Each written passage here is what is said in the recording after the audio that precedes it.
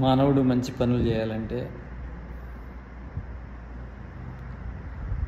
పాపభీతి, భూతదయ, దైవప్రీతి అనే లక్షణాలు ఉండాలి. ఈ 3 లక్షణాలు ఉన్నప్పుడే అతడు మంచి మార్గంలో నడవగలడు. పాపభీతి అంటే పాపము చేస్తే శిక్ష అనుభవించవలసి ఉంటుంది అనే భావన ఉండాలి. ఉన్నప్పుడు మనిషి తప్పులు చేయడు, ధర్మ మార్గంలో ఉంటాడు. ఆ భయం అనేది ఉండాలి. పాపం అంటే భయం ఉండాలి మనిషి మంచి మార్గంలో నడవాలంటే. భూతదయ అంటే మన చుట్టూన్న జీవుల మీద దయ కలిగి ఉండాలి. మనుషులు కావచ్చు, జంతువులు కావచ్చు, రకరకాల జీవరాశులు, వాటి మీద దయ కలిగి ఉండాలి. భూతదయ, అన్ని ప్రాణుల ఎడ దయ కలిగి ఉండాలి.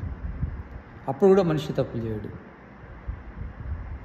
పాపభీతి ఉన్నా తప్పులు చేయడు, భూతదయ ఉన్నా తప్పులు చేయడు.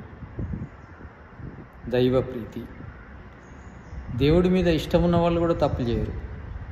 దేవుణ్ణి ప్రేమించే వ్యక్తి ధర్మ మార్గంలోనే ఉంటాడు. దేవుణ్ణి ప్రేమించే వ్యక్తి మంచి పనులే చేస్తాడు. దేవుణ్ణి ప్రేమించే వ్యక్తి భూతదయ కలిగి ఉంటాడు, పాపభీతి కలిగి ఉంటాడు. దైవప్రీతి చాలా ముఖ్యమైనది. ఇందులో ఒకటి పాటించిన మిగతా వాటిపైన ఆసక్తి కలుగుతుంది. పాపభీతి ఉన్నవాళ్ళు భూతదయ, దైవప్రీతి కలిగి ఉంటారు. భూతదయ ఉన్నవాళ్ళు కూడా పాపభీతి, దైవప్రీతిని కలిగి ఉంటారు. ఈ మూడిట్లో ముఖ్యమైనది దైవప్రీతి. దైవప్రీతి ఉన్నవాళ్ళు పాపానికి భయపడతారు,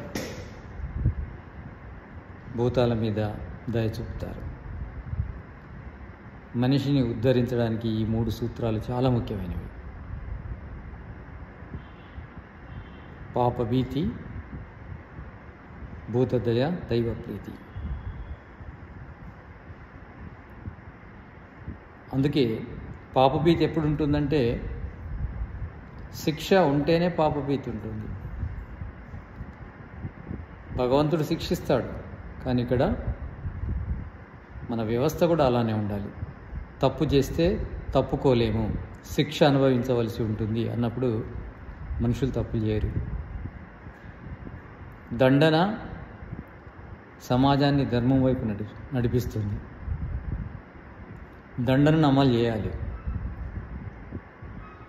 దండన అంటే కేవలము దుష్టులను దండించడమే కాదు, శిష్టులను రక్షించాలి కూడా.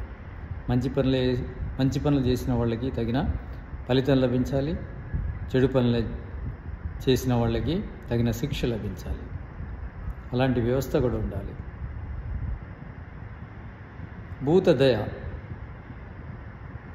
భూతదయ కలిగించే వ్యవస్థ ఉండాలి. భూతాలను హింసించే వ్యవస్థ ఉండొద్దు. భూతాలను హింసించిన, భూతాలపై దయ లేకపోయినా శిక్ష విధించే విధంగా ఉండాలి. దైవ ప్రీతి కూడా మ్యాండేటరీ ఉండాలి. అందరూ దైవాన్ని ప్రేమించే వ్యవస్థ, అట్లాంటి విద్యా విధానాలు ఉండాలి. దేవుడంటే ఎవరు, దేవుడి యొక్క స్వరూపం ఏంటి, దేవుడు ఎలా మనకు సుఖదుఖాలు ఇస్తున్నాడు, అతని యొక్క కర్మ ఫలాల విధానం ఎలా ఉంది, ఇవన్నీ విషయాలు తెలవాలి. ఇవన్నీ తెలిపే వ్యవస్థ ఉండాలి. ఇలాంటి వ్యవస్థ మనకు కావాలంటే మొదలు మన నుంచి మనము ప్రారంభించాలి. మన నుంచే ప్రారంభించాలి. ప్రతిదీ దైవ ప్రీతి పెంచుకోవాలి, భూత దయ పెంచుకోవాలి, పాప భీతి కలిగి ఉండాలి.